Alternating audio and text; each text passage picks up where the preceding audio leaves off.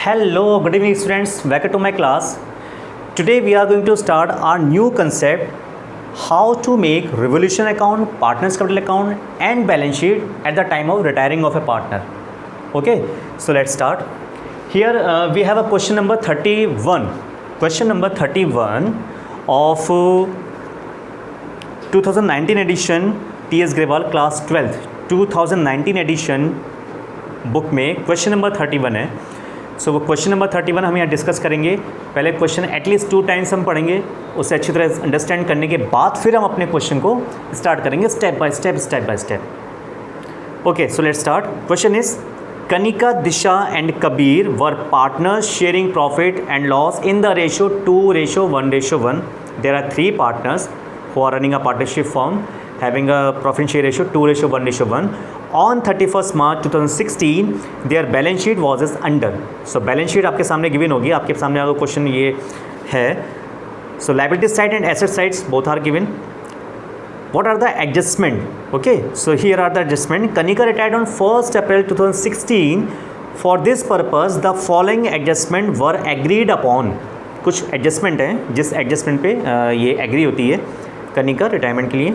So first point is goodwill of the firm was valued at 2 years purchase of average profit of the 3 completed years preceding the date of the retirement and the profits are as these follow. इसमें ध्यान दीजिए, जो profit आपको given है adjustment वो 2 साल के profit given है लास्ट 2 years के, ठीक है.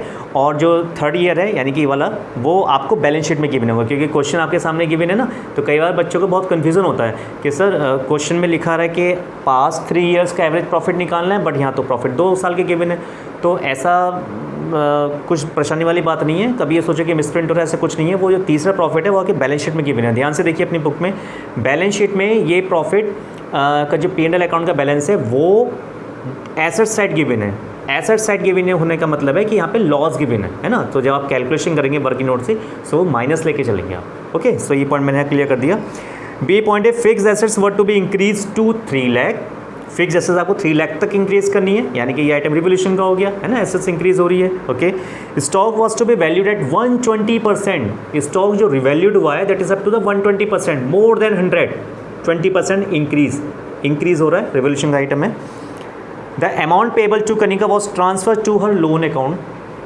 क्वेश्चन में क्लियरली बोल दिया है कि जो अमाउंट ड्यू होगी कनिका के लिए, जो कनिका को रिटायरिंग के लिए दी जाएगी, वो उसके लोन अकाउंट में ट्रांसफ़र कर दी जाएगी. ठीक है, जैसे कि लास्ट सेशन जो हमारा था उससे मैंने आपको बताया था कि हम किस किस तरह से कैलकुलेट करते हैं पार्टनर्स को जो अमाउंट दी जाती है रिटायरिंग पार्टनर को, और अगर क्वेश्चन साइलेंट हो या ना हो, क्वेश्चन में क्या क्या कंडीशंस होती हैं.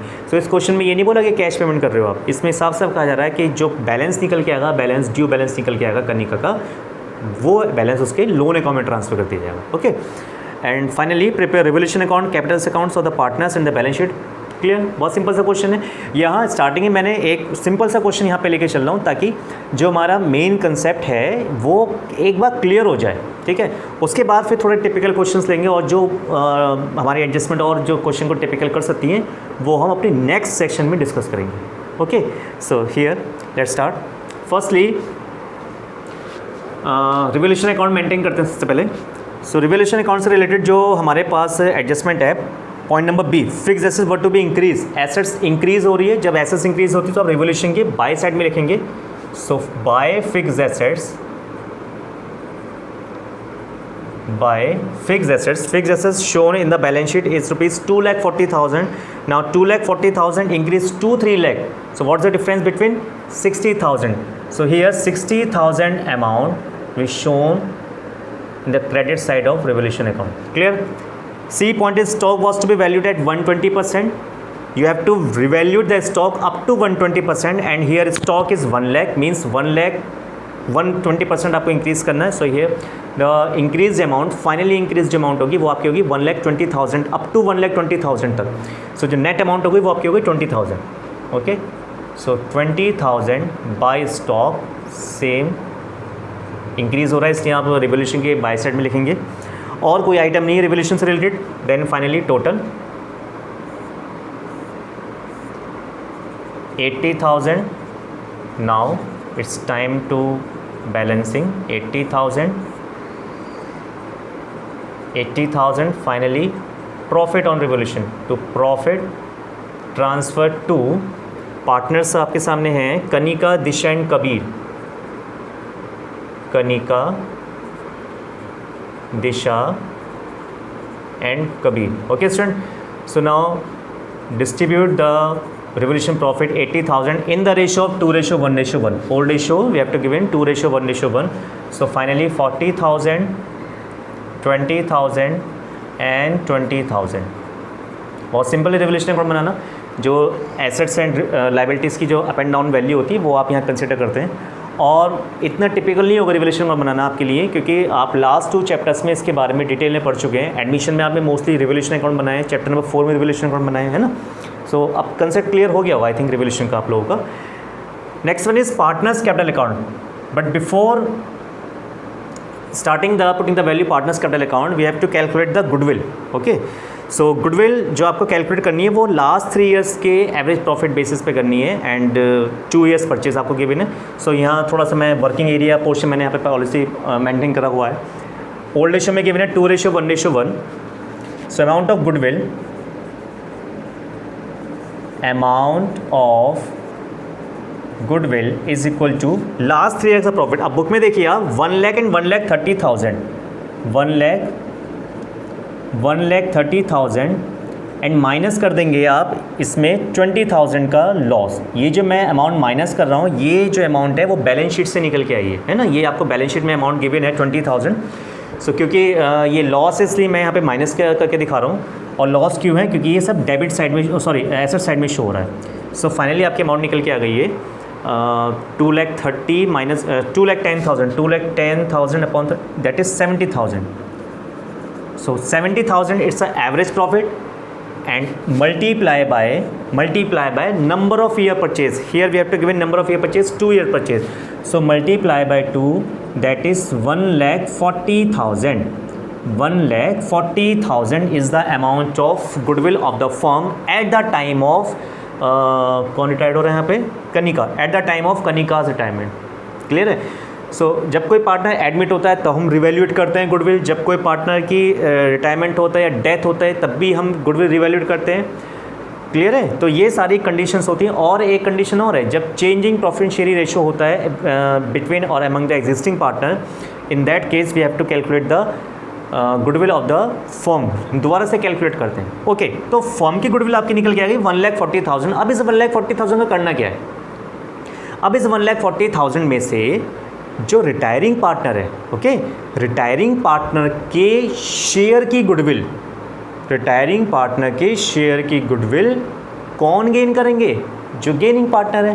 क्योंकि ये जो गुडविल का कंसेप्ट है, गुडविल के एंट्री का कंसेप्ट, वो मैं आपको लास्ट सेशन में जो पिछला हमारा सेक्शन हुआ था उसमें मैं आपको डिटेल में समझा चुका हूँ कि गुडविल की एंट्री आप किस तरह ट्रीट करते हैं और किस तरह आप उसकी कैलकुलेशन करेंगे. तो यहाँ हम ज़्यादा डिटेल में नहीं बताएंगे. सिंपल 1,40,000 में जो रिटायरिंग पार्टनर है उसका शेयर निकाल लीजिए. ठीक है? So Kanika's share of goodwill, Kanika's share of goodwill is equal to 1,40,000 जो आपके सामने है, और जो कनिका का शेयर है, कनिका का शेयर दैट इज 2/4. सो ये फाइनली आपका कितना हो गया? मल्टीप्लाई 2/4, 70,000. तो that amount of 70,000 Kanika share of goodwill is distributed between the gaining partner. ठीक है? अब यहाँ पे देखिए गेनिंग पार्टनर कौन है, तो ये मैं आपको क्लियर कर दूँ. एक बहुत छोटा सा कंसेप्ट मैं आपको क्लियर कर दूँ. गेनिंग पार्टनर कौन है उसकी चीज़ के लिए आपको ये देखना पड़ेगा कि यहाँ कौन कौन से पार्टनर गेन कर रहे हैं. ठीक है? देखिए, इफ़ क्वेश्चन इज साइलेंट, मेरी बात ध्यान सुनिए, if question is silent, silent का कहने का मतलब क्या है कि क्वेश्चन में ये कहीं भी नहीं लिखा हुआ है कि आफ्टर रिटायरमेंट या रिटायरमेंट के टाइम जो रिटायरिंग पार्टनर है उसका शेयर, जो रिमेनिंग पार्टनर बच रहे हैं वो किस किस शेयर में उसका हिस्सा गेन करेंगे, ऐसा अगर क्वेश्चन में बिल्कुल कुछ गिवन नहीं है. और we can say new profit sharing ratio भी गिवन नहीं है. यानी कि अगर क्वेश्चन बिल्कुल साइलेंट है, जैसे कि ये क्वेश्चन बिल्कुल साइलेंट है, आपको केवल ओल्ड रेशियो गिवन है, कनिका रेट का रिटायरमेंट हो रहा है बस, और इसके अलावा और कुछ गिवन नहीं है कि न्यू रेशियो क्या होगा इन फ्यूचर रिमेनिंग पार्टनर का, या जो कनिका का शेयर है वो रिमेनिंग पार्टनर किस किस रेशियो में ले रहे हैं. ऐसा क्वेश्चन में कुछ भी नहीं है. अगर नहीं है, ये बात ध्यान देना, अगर नहीं है ऐसा क्वेश्चन में गिवन, देन हम क्या करते हैं, ध्यान से देखिए, बहुत सिंपल कंसेप्ट है. सो जो पार्टनर रिटायर्ड हो रहा है, दैट इज़ कनिका रिटायर्ड हो रही है, ठीक है। सो कनिका का पोर्शन हाइड कर लीजिए, कनिका का पोर्शन आपने हाइड कर लिया। अब आपको क्या दिखाई दे रहा है, आपको दिखाई दे रहा है रिमेनिंग 2, यानी कि दिशा और कबीर। तो जो रिमेनिंग 2 दिखाई दे रहे हैं ये गेनर होंगे और इनका जो गेनिंग रेशियो वो क्या होगा, 1:1 होगा, ठीक है। ये बहुत सिंपल सा वे है। वैसे आप कैलकुलेट करना चाहें तो आप कैलकुलेट कर सकते हैं प्रॉपर तरीके से, जो हमने फर्स्ट क्वेश्चन में किया था सबसे पहले जब चैप्टर हमारा स्टार्ट हो रहा था, डिटेल में आपको बताया था। लेकिन फ़िलहाल आप यहाँ पे, क्योंकि ये बहुत छोटा सा एक वर्किंग नोट होता है, बहुत छोटा सा, इसमें हमें ज़्यादा डीप में नहीं जाना होता है, क्योंकि मेन जो हमारा क्वेश्चन का जो पार्ट है वो ये 3 है, revolution, partners capital account, balance sheet. So हमें इन तीनों को फोकस करना है ना, बजाय इस पे ज़्यादा ध्यान लगाने की, ज़्यादा वो करने की। तो आप सिंपल से मैं आपको बताऊँ, अगर क्वेश्चन साइलेंट है, जैसे क्वेश्चन ये गिवन है, तो आप जो रिटायर्ड हो रहा है उसका पोर्शन हाइड कर लीजिए, बाकी बचा 1:1। दैट इज़ 1:1 मीन्स 35,000 70,000 को 1:1 में डिवाइड कर दीजिए। और आपकी जो जनरल एंट्री पास होगी, क्वेश्चन कह नहीं रहा जनरल एंट्री पास करने के लिए, बट आपकी जनरल एंट्री पास होगी, क्या पास होगी, gaining partners capital account debit to retiring partner. तो उस बेसिस पे आप यहाँ पुट करेंगे। ओके, अब हम बात करते हैं अपने कैपिटल अकाउंट बनाने की। सो जो कैपिटल अकाउंट आप मेंटेन करेंगे, स्टार्टिंग में आप लेके चलेंगे इसके balances. So by balance CD, credit balance आपको गिवन है, balances are 2 lakh, 1,80,000। Okay student, it's time to transfer the revolution profit by revolution account. Profits are 40,000, 20,000 and again 20,000. Okay, now अब हम बात करते हैं जो हमने रिवोल्यूशन की अपनी गुडविल की जो जनरलिटी बनाई थी अपने माइंड में, तो उसको आप ट्रीट कैसे करेंगे, gaining partners capital account debit to retiring. So entry pass होगी आपकी Disha debit, Kabir debit to Kanika, clear है। सो आप यहाँ दिखाएंगे बाय दिशा, बाय कबीर, ठीक। और अमाउंट आपकी आएगी कनिका के कॉलम में 35,000।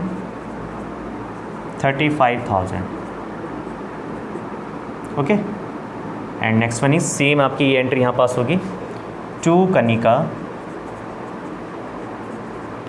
दिशा के कॉलम में 35,000 and same 35,000 is in the column और द कबीर के कॉलम में आ जाएगा, ठीक है। ये सारी पॉइंट रखने के बाद एक बार बैलेंसिंग करने से पहले हमेशा जब भी आप ये वाले क्वेश्चंस करेंगे ना, एडमिशन के या रिटायरमेंट के, डेथ के और आगे के भी, तो हमेशा एक बात ध्यान दीजिए, इसे बनाने से पहले, इसे बैलेंस करने से पहले आप बैलेंस शीट जरूर चेक कर लीजिए। क्योंकि बैलेंस शीट में क्या होता है, कुछ हमारे रिजर्व, एक्यूमुलेटेड प्रॉफिट, लॉसेज है ना, गुडविल वगैरह ये सब चीज़ शो होती है, उसे राइट ऑफ करना होता है। तो ये चीज़ें आपको बिना कुछ कहे इनके बारे में ट्रीट करना होता है ना, जैसे कि मैंने आपको एडमिशन चैप्टर में बताया था। सो अगर हम बात करें इस अपनी बैलेंस शीट में ध्यान से देखिए आप, तो बैलेंस शीट में रिजर्व आपको कोई गिवन नहीं है, और अगर आप एसेट साइड में देखें तो एसेट साइड में भी आपका सिर्फ प्रॉफिट एंड लॉस का लॉस गिवन है, ठीक है, प्रॉफिट एंड लॉस का लॉस गिवन है, that is accumulated loss given है। और जो एक्यूमुलेटेड लॉस गिवन है भाई, वो तो देखो लॉस यहाँ पे डिस्ट्रीब्यूट होगा, और वो सब यहाँ पे लिखेंगे डेबिट साइड में is in the old ratio में लिखेंगे आप। ओल्ड रेशो क्या है, 2:1:1। सो 2 P&L account, 2 P&L account. 2 side में क्यों आया, 2 साइड में क्यों आया, क्योंकि ये मैं आपको डिटेल में पहले बता चुका हूँ, अब यहाँ हम काफ़ी शॉर्ट में बात करें। सो बहुत सिंपल सा कंसेप्ट है भाई, इधर जो है एसेट साइड में लिखे हुए हैं वो आइटम आप क्रॉस में ले आइए, और अल्टीमेटली देखा जाए तो ये P&L अकाउंट जो है वो लॉस है, ठीक है, लॉस है, और इसे आप राइट ऑफ जब करेंगे तो वो क्रेडिट में आएगा, दैट इज़ 2 साइड में आएगा। तो अगर आप इसकी एंट्री पास करेंगे तो partners capital account debit to P&L account, ठीक है। देखिए, अगर कोई भी कंसेप्ट आपको समझ में नहीं आता है, कोई भी पॉइंट ऐसा है कि भाई लेज़र में इस तरफ क्यों लिखा, वहाँ क्यों आया, ये क्या, तो बहुत सिंपल सी चीज़ है, आप उसके एंट्री पास करके देख लीजिए, ठीक है। अगर आप उसकी एंट्री बना लेंगे तो एंट्री को सिंपल अगर आप पोस्ट करेंगे अपने लेज़र अकाउंट में, तो सारे आपके डाउट्स क्लियर हो जाएंगे। बहुत बेसिक कंसेप्ट हमारा होता है अकाउंटेंसी में आपकी एंट्री, जनरल एंट्री, जो आपने 11वीं क्लास में बहुत डिटेल में सीखी थी, ठीक है, और आगे तक ये आपकी हेल्प करेंगी, आगे तक आपकी जितनी भी हाई स्टडी होगी, ठीक है। सो मोस्ट इंपॉर्टेंट चीज़ हो रही है। सो 20,000 डिवाइड आप करेंगे, दैट इज़ 10,000, 5,000, 5,000। एक पॉइंट मैं और क्लियर कर दूं, कुछ स्टूडेंट के शायद माइंड में ये आ सकता है जो इस समय वीडियो देख रहे हैं मेरी लाइव इस समय, उनके माइंड में ये वाली बात भी आ सकती है कि ये जो 20,000 का लॉस है वो तो हम यहाँ कंसिडर कर चुके हैं वर्किंग नोट में, फिर हम दोबारा के ले रहे हैं। एक बात ध्यान दीजिए बच्चों, गुडविल की कैलकुलेशन में आपने एक ये इंक्लूड किया था यहाँ पे, आपने ये जो गुडविल की कैलकुलेशन करनी थी ना, तो क्वेश्चन की रिक्वायरमेंट थी क्या वो गुडविल के कैलकुलेट में लास्ट 3 ईयर्स के प्रॉफिट लॉस लेके चल रहे हैं, बट ये वाला पोर्शन तो अलग है ना, तो इसलिए यहाँ पे ही कंसिडर होगा। ठीक है, now it's time to balancing.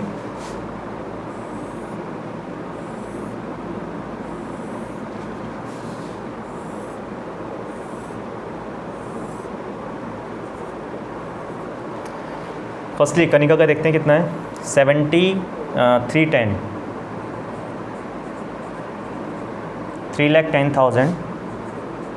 3,10,000 minus 10,000 that is 3 lakh. अब देखिए बच्चों ध्यान से, बहुत ध्यान से देखिए, ये जो 3 लाख की अमाउंट निकल के आई, इस क्वेश्चन ने साफ साफ से कह दिया कि आपको उसके लोन अकाउंट में ट्रांसफ़र करना है, तो आप ट्रांसफ़र करेंगे to Kanika's loan account. Clear है, क्योंकि क्वेश्चन ने आपको बाउंड कर दिया है।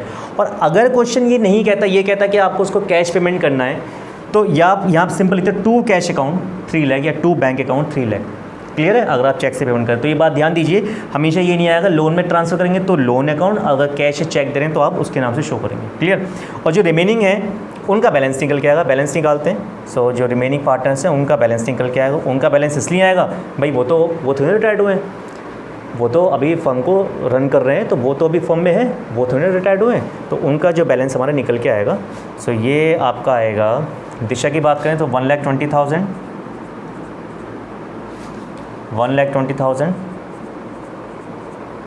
Minus 40,000 that is 80, 1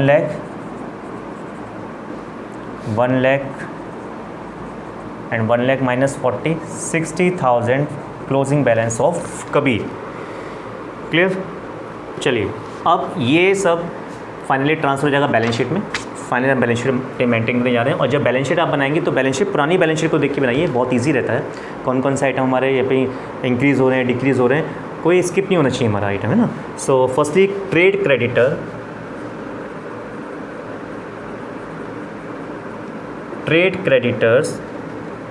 53,000। Next one is employment provident fund, employees provident fund, sorry. So employees provident fund is 47,000.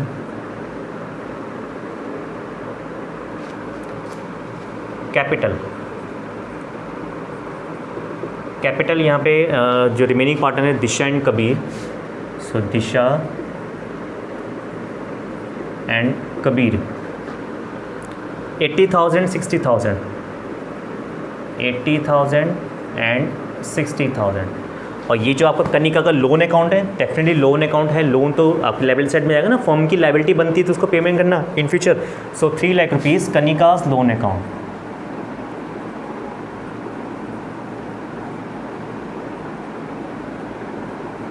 Okay student, अब बात करते हैं एसेट्स की। So asset side bank account, so bank balance 60,000 and debtor 60,000, stock, अब यहाँ ध्यान से देखिए, स्टॉक जो आपके पास है वो है 1 लाख, स्टॉक आपके पास जो है वो है 1 लाख का बैलेंस, ठीक है, पुराना, और इसमें 20,000 इंक्रीज़ हो रहा है इस बार जो एडजस्टमेंट है। सो 20,000 आप इसमें इंक्रीज़ कर देंगे, सो फाइनली 1,20,000 इंक्रीज़ आपने कर दिया 20,000 का, ठीक है। सिमिलरली फिक्स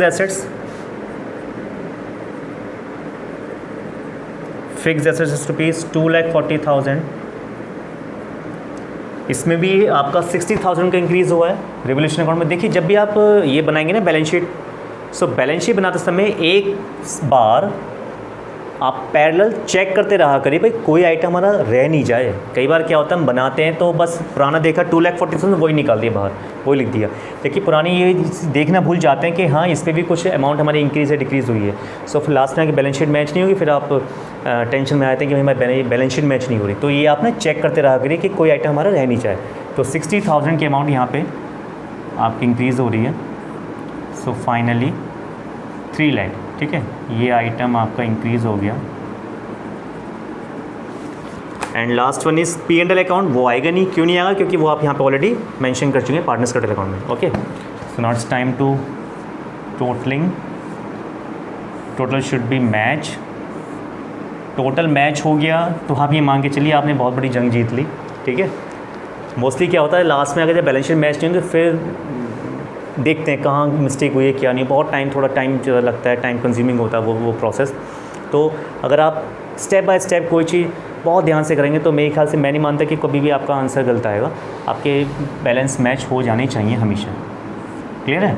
चलिए देखते हैं। So total is 1 lakh 1 lakh 1 lakh 3 4 lakh 480 and 6 540 clear here the total is 540 and same here